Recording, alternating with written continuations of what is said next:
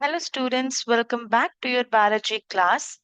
As you know, in yesterday's class, we talked about the theory of chemical evolution.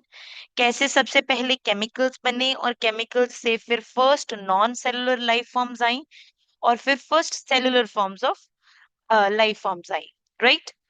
So that was all we need to talk about the evolution of Earth, the evolution of the universe, evolution of the chemicals. अब यहाँ से we will be talking about the evolution of the life forms, right? सबसे पहले हम बात करते हैं कि हमारे पास जो बेसिक सी थ्योरी है एवोल्यूशन ऑफ लाइफ फॉर्म्स के लिए वो कौन सी है। सो वी नो जो सबसे फेमस थ्योरी है हमारे पास एवोल्यूशन के लिए that is the theory of natural selection which was given by the Charles Darwin, right? अब we know सबसे पहले everyone was just believing in the theory of special creation। तो चार्ल्स डार्विन ने theory of special creation को challenge किया क्योंकि उसके 3 points थे कि अर्थ 3000 ईयर्स 4000 ईयर्स ओल्ड है, प्लस वहां पे ऑर्गेनिजम्स एज सच हैं और डाइवर्सिटी हमेशा से ही ऐसी थी। So what did the Charles Darwin did, he first of all made some observation. और ऑब्जर्वेशन कैसे करी उसने, he went on a global sea voyage. So that means उसने बहुत डिफरेंट डिफरेंट प्लेसेस पे डिफरेंट डिफरेंट ऑब्जर्वेशंस कलेक्ट करी and he observed कि जितनी भी लाइफ फॉर्म्स आज एग्जिस्ट कर रही हैं उनमें काफी हद तक वेरिंग डिग्रीज, मतलब किसी में ज्यादा सिमिलैरिटीज हो सकती हैं और किसी में कम सिमिलैरिटीज हो सकती हैं। तो जितनी भी लाइफ फॉर्म्स आज के टाइम में एग्जिस्ट कर रही हैं उनमें काफी हद तक सिमिलैरिटीज हैं। सिमिलैरिटीज एक दूसरे में भी है और उन ऑर्गेनिजम्स के साथ भी हैं जो शायद मिलियंस ऑफ ईयर्स पहले रहते थे। जो जैसे आज के रेप्टाइल्स के साथ भी सिमिलैरिटी शो करते हैं और डायनासोर जो एक्सटिंक्ट हो चुके हैं उनके साथ भी सिमिलैरिटीज शो करते हैं। प्लस सेकंड थिंग जो उसने कही कि जो स्पीशीज हैं, बहुत सारी पुरानी लाइफ फॉर्म्स हैं जो वो आज के टाइम में एक्सटिंक्ट हो चुकी हैं। तो इसने उस पॉइंट को चैलेंज किया कि स्पीशीज तो हमेशा से, डाइवर्सिटी तो हमेशा से ही ऐसी थी, राइट? तो थ्योरी ऑफ स्पेशल क्रिएशन का वो जो पॉइंट था दैट वाज चैलेंज की नहीं, जो एंशियंट फॉर्म्स हैं वो अब काफी एक्सटिंक्ट हो चुकी हैं, राइट? और जैसे जैसे लाइफ इवॉल्व हो रही है यहाँ पे नई लाइफ फॉर्म्स, नई स्पीशीज भी इवॉल्व हो रही हैं। और ये जो प्रोसेस है that is a gradual process, जो एवोल्यूशन है that is a gradual continuous process that has been happening over the time. अब जो थ्योरी डार्विन ने दी that was the theory of the natural selection. Darwin के accordingly जो main primary driving force है evolution का that is the natural selection only. Now what is natural selection means? Natural selection के कुछ main points हैं। सबसे पहले, एक पॉपुलेशन में अगर 10 इंडिविजुअल्स हैं, not all the 10 individuals will have the same characteristics. सब में क्या प्रेजेंट है? वेरिएशंस। बिल्ट इन वेरिएशंस का क्या मतलब है? वो वेरिएशंस जो इनहेरिटेबल हैं, जो आगे पास ऑन हो सकती हैं। तो डार्विन ने कहा कि पॉपुलेशन के जो इंडिविजुअल्स हैं उनके अंदर बिल्ट इन वेरिएशंस है, उनके अंदर इनहेरिटेबल वेरिएशंस है। अब 10 इंडिविजुअल्स में से हो सकता है जो दो इंडिविजुअल्स हैं उनमें ऐसी वेरिएशंस हो जो उनको बेटर सरवाइव करने में हेल्प करें, बेटर फूड यूटिलाइज करने में हेल्प करें, राइट? बट 8 इंडिविजुअल्स के पास जो वेरिएशंस हैं वो उनको उनका सर्वाइवल इंप्रूव नहीं कर रही है, राइट? तो जो वेरिएशंस हैं अगर तो वो सर्वाइवल एडवांटेज प्रोवाइड कर रही हैं, so that means these variations has to be advantageous. So कुछ इंडिविजुअल्स में ऐसी वेरिएशंस हैं जिसकी वजह से उनके पास कैरेक्टरिस्टिक्स हैं जो उनको बेटर सरवाइव करने में हेल्प कर रहे हैं। to better survive in the climate, better utilize the food, and better survive in that physical environment, right? So जो तो इंडिविजुअल बेटर सरवाइव कर सकता है, बेटर सरवाइव करने का मतलब फिजिकल फिटनेस नहीं है। फिटनेस का मतलब ये नहीं है कि जो इंसान जिम जाता है तो वो फिजिकली फिट है तो वो ओवरऑल फिट है, नहीं। यहाँ पर फिटनेस का मतलब है रिप्रोडक्टिव फिटनेस। अगर 8 इंडिविजुअल्स वीक हैं, वो खाना अच्छे से यूटिलाइज नहीं कर रहे हैं, वो हीट की वजह से let's say they won't survive, two individuals हैं, they are better survive, but in दोनों इंडिविजुअल में से एक इंडिविजुअल स्टेराइल है, that means it can not produce the young ones, तो ये भी फिर अनफिट ही है according to the Darwin's theory. Fit वो इंडिविजुअल है जिसके पास एडवेंटिजियस वेरिएशंस है और वो रिप्रोडक्टिवली फिट है, दैट मीन्स द इंडिविजुअल्स जो बेटर अडेप्टेड हैं, जिनके पास बेटर वेरिएशंस हैं, they can also reproduce more and they can actually leave more progeny behind, right. तो दो इंडिविजुअल्स हैं, दोनों में ही अच्छी बिल्ट इन वेरिएशंस हैं, बट दोनों में से लेट्स से एक इंडिविजुअल ने सिर्फ एक ही ऑफस्प्रिंग प्रोड्यूस किया, दूसरे ने 10 ऑफस्प्रिंग प्रोड्यूस किए, तो अकॉर्डिंग टू डार्विन फिट कौन सा है? The one which produce more offsprings, right. So according to Darwin एक पॉपुलेशन में इंडिविजुअल्स के पास अच्छी बिल्ट इन वेरिएशंस है, वो वेरिएशन जो किसी इंडिविजुअल्स को बेटर अडेप्ट करने में हेल्प करे वो एडवेंटिजियस वेरिएशंस है, और वही एडवेंटिजियस वेरिएशन जनरली लीड करती हैं रिप्रोडक्टिव फिटनेस को, कि जो इंडिविजुअल्स बेटर सरवाइव कर सकते हैं वो बेटर रिप्रोड्यूस भी कर सकते हैं, and the ones which can reproduce better they leave more progeny behind, leave more progeny behind मतलब leave more offsprings behind, और जो ज्यादा ऑफस्प्रिंग्स पीछे छोड़ के जाता है वही इंडिविजुअल फिट है और वही इंडिविजुअल कैन सरवाइव बेटर, क्योंकि वो अपनी वेरिएशंस इन 10 इंडिविजुअल्स में पास ऑन करके गया है। सो लेट्स से अगर इन दो इंडिविजुअल्स में से एक इंडिविजुअल्स का सिर्फ एक ही बच्चा है, तो what is the point?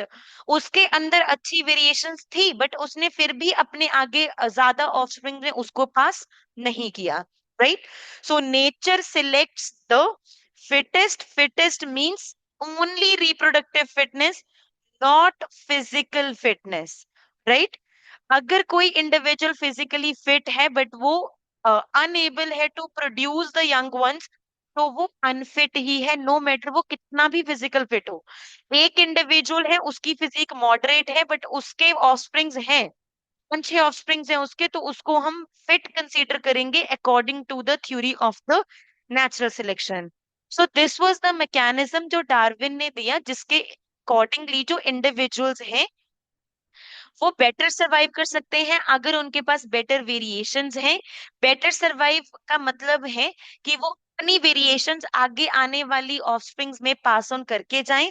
So that means fitness means exclusively reproductive fitness, not the physical fitness, right. अब इसको सपोर्ट करने के लिए there was the another scientist, जैसे हम कहते हैं ना डार्विन ने दी theory of natural selection, but at the time when the Darwin gave the theory of natural selection, same time पे एक दूसरा साइंटिस्ट था, that was the Alfred Wallace. Alfred Wallace also gave the same theory, that was the theory of the natural selection. At the same time जब Darwin ने theory दी और दोनों ने अलग अलग काम किया, ये जो डार्विन था इसका काम था on an island which was the Galapagos Island, which is an island close to the South America, right? और ये जो एल्फ्रेड वेलेस साइंटिस्ट थे, they worked on a different species on a different island, which was the Malay archipelago, which is present in the Asian continent, right?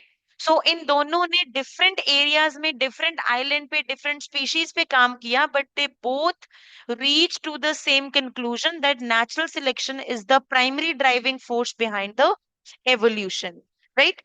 So this was the one evidence। और दूसरा, क्योंकि जितनी भी life forms exist कर रही हैं मैंने बताया वो सारी कोई ना कोई सिमिलैरिटीज शेयर करती हैं, और ये जो सिमिलैरिटीज हैं वो पुराने एंसेस्टर्स के साथ भी शेयर करती हैं जो डिफरेंट टाइम पीरियड्स पे एग्जिस्ट करें। सो अर्थ का जो टाइम पीरियड है, जो जियोलॉजिकल टाइम स्केल है, जैसे हमारे पास है ना आवर्स है, मिनट्स है, सेकेंड्स है, वैसे ही जो जियोलॉजिकल टाइम हिस्ट्री है उसके लिए भी हमारे पास यूनिट्स हैं, which are the epochs, periods and the eras. जैसे सबसे पहले हमने डिवाइड किया है धरती में जितना भी टाइम पीरियड आज तक, उसको एरा में, एरा को फर्दर डिवाइड करा है हमने छोटे टाइम पीरियड्स में, और टाइम पीरियड्स को डिवाइड करा है हमने इपॉक्स में, राइट। तो मे बी जो इंडिविजुअल्स आज एग्जिस्ट कर रहे हैं उनके एंसेस्टर्स डिफरेंट पीरियड्स में, डिफरेंट एराज में एग्जिस्ट करते थे, right. So this is all we have about the theory of the natural selection. अब इस थ्योरी को प्रूव करने के लिए कि हाँ एवोल्यूशन हुआ है, we have some evidences. So आज की क्लास में we will just be talking about the two evidences, and rest evidences we will talk about in the next class, right? So evidences में सबसे पहला एविडेंस है जो हमारा, दैट इज द पेलेंटियोलॉजिकल एविडेंस। पेलेंटियोलॉजी होती है study of the fossils. Fossils क्या है? जो इंडिविजुअल्स पुराने टाइम में एग्जिस्ट करते थे, जो अब एक्सटिंक्ट हो चुके हैं, उनकी बॉडी के रिमेनिंग डेड पार्ट्स। अब if you know in the lower grades you must have talked about कि जो अर्थ की क्रस्ट है वो बनी है फ्रॉम द सेडिमेंट्री रॉक्स। और ये जो सेडिमेंट्री रॉक्स है ये बनती जाती हैं जब सेडिमेंट डिपॉजिट होते जाते हैं, राइट।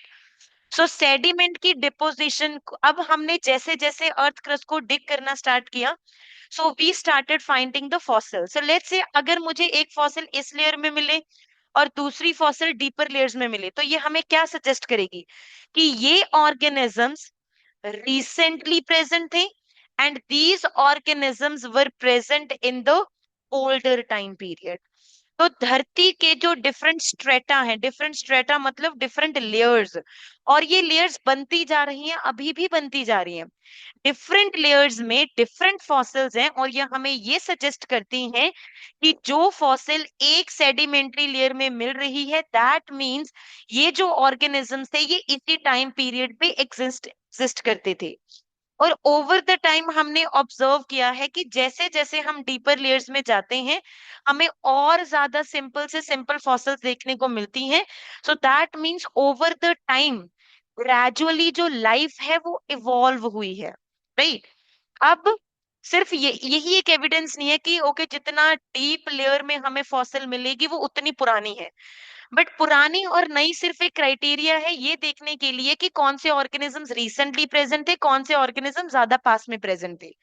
बट व्हाट इफ हमें अगर इसकी एग्जैक्ट एज आइडेंटिफाई करनी हो, तो एग्जैक्ट एज आइडेंटिफाई करने के लिए we have is the radioactive dating method, जिसमें कार्बन डेटिंग मेथड है अगर तो रीसेंट फॉसिल है, और अगर बहुत ज्यादा पुरानी फॉसिल है तो we can also use the radioactive uranium dating methods. Okay, so that is the one evidence कि इवोल्यूशन हुआ है, क्योंकि हमें सिंपल ऑर्गेनिजम्स की फॉसिल हैं वो सेडिमेंट्री लेयर से मिली हैं। दूसरा है हमारे पास embryological evidence. What does embryological evidence suggest? अब इसको समझने के लिए what do you have to see? आपको फिश, एम्फीबियन, रेप्टाइल, बर्ड और मैमल सबके अर्ली एम्ब्रियो देखने हैं। अगर आप सबके अर्ली एम्ब्रियो देखो तो they all look alike, right. और सबके अर्ली एम्ब्रियो में एक चीज कॉमन थी, that was the present of gill slits behind their heads, right. अब अगर आप एनिमल किंगडम रिकॉल करो तो वहां पे एक चीज थी कि कॉर्डेट, हम सारे कॉर्डेट्स हैं, चाहे अब हम इवॉल्व होके कॉम्प्लेक्स हो चुके हैं, फिशेस सिंपल हैं, but we all are chordates and we all are vertebrates.